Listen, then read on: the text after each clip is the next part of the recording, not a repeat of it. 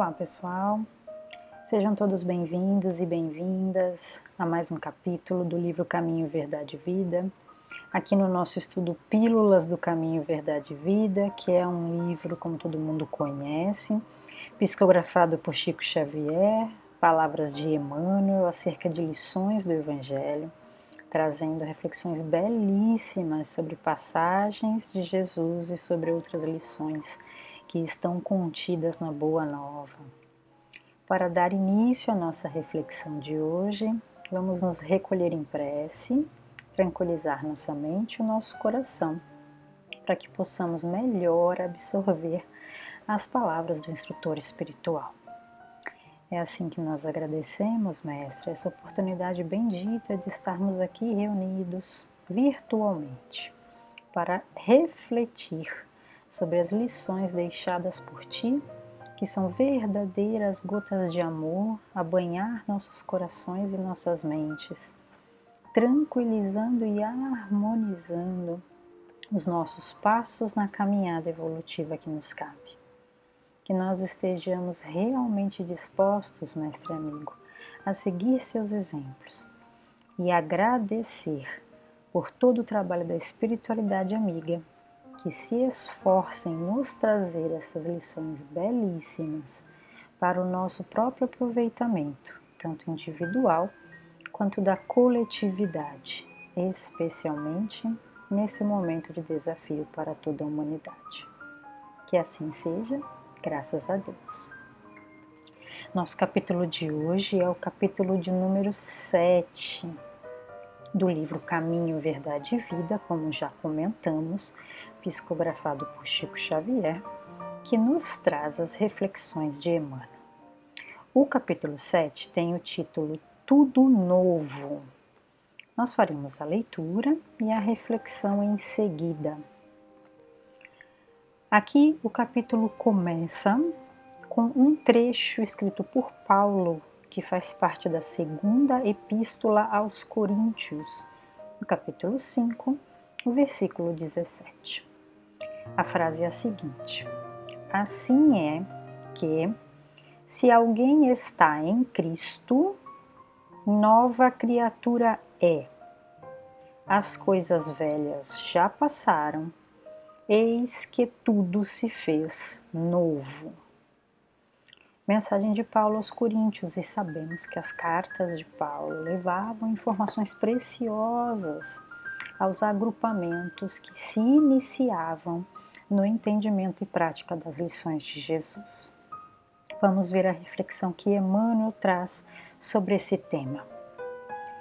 É muito comum observarmos crentes inquietos, utilizando recursos sagrados da oração para que se perpetuem situações injustificáveis tão só porque envolvem certas vantagens imediatas para suas preocupações egoísticas.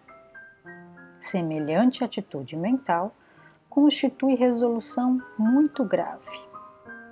Cristo ensinou a paciência e a tolerância, mas nunca determinou que seus discípulos estabelecessem acordo com os erros que infelicitam o mundo. Em face dessa decisão, foi à cruz e legou o último testemunho de não violência, mas também de não acomodação com as trevas em que se compraz a maioria das criaturas. Não se engane o crente acerca do caminho que lhe compete. Em Cristo, tudo deve ser renovado. O passado delituoso estará morto. As situações de dúvida terão chegado ao fim. As velhas cogitações do homem carnal darão lugar à vida nova em espírito, onde tudo signifique sadia reconstrução para o futuro eterno. É contrassenso valer-se do nome de Jesus para tentar a continuação de antigos erros.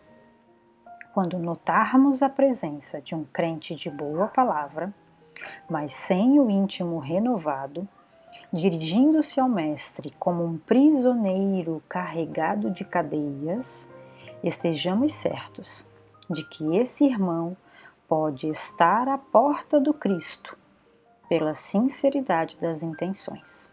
No entanto, não conseguiu ainda a penetração no santuário de seu amor.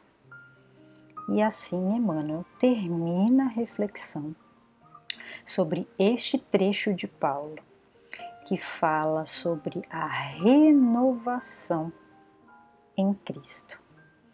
Interessante observarmos que esta reflexão de Emmanuel nos traz um alerta quando muitas vezes, ou é frequente, que façamos uso da aventura da prece para eventualmente justificar posturas menos felizes da nossa parte.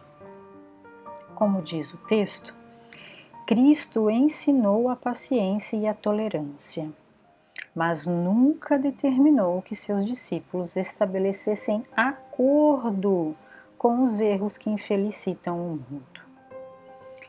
É assim como aquela passagem em que seja o seu falar sim, sim, não, não, que nos foi trazida também por Jesus.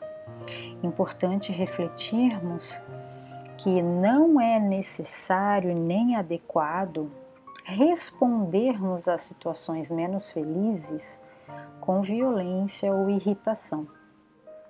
Mas, ao mesmo tempo, responder com paciência e tolerância não significa compactuar ou concordar com situações equivocadas. Esta é uma linha tênue muitas vezes, que nós temos eventualmente dificuldade de estabelecer. Na maioria das vezes, estamos dispostos a entender os exemplos que o Mestre nos deu. Contudo, quando chega a nossa vez de praticar estas lições, é comum encontrarmos dificuldade. O texto ainda nos diz: em Cristo tudo deve ser renovado. Tudo deve ser renovado, né? As nossas dificuldades, as nossas dúvidas, o homem velho que habitou e parte dele ainda habita em nós, ao verdadeiramente entendermos e praticarmos as lições de Jesus, ficará para trás. Pode ser que nós estejamos um pouco sem paciência de aguardar essas modificações. Contudo, é forçoso lembrar que elas dependem impreterivelmente da nossa dedicação e do nosso trabalho. É através de nós mesmos trabalhando em nós que vamos finalmente conseguir nos renovar em Cristo. Pode ser que a nossa boca fale das lições do Mestre. Pode ser que os nossos estudos nos façam refletir verdadeiramente sobre as lições do Mestre. Mas nós todos somos convidados e convidadas a finalmente trazer estas lições da boca para o coração e para a mente. Quando estas lições permearem, envolverem nosso coração e nossa mente, estamos a um passo de verdadeiramente nos transformarmos em Cristo.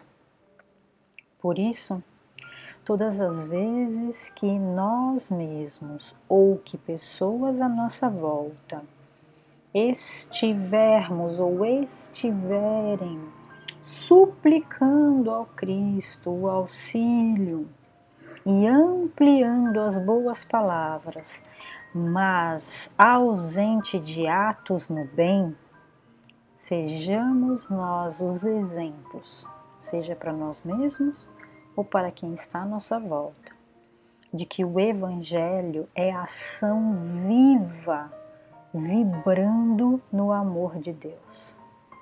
Esse é um convite precioso que Jesus nos fez.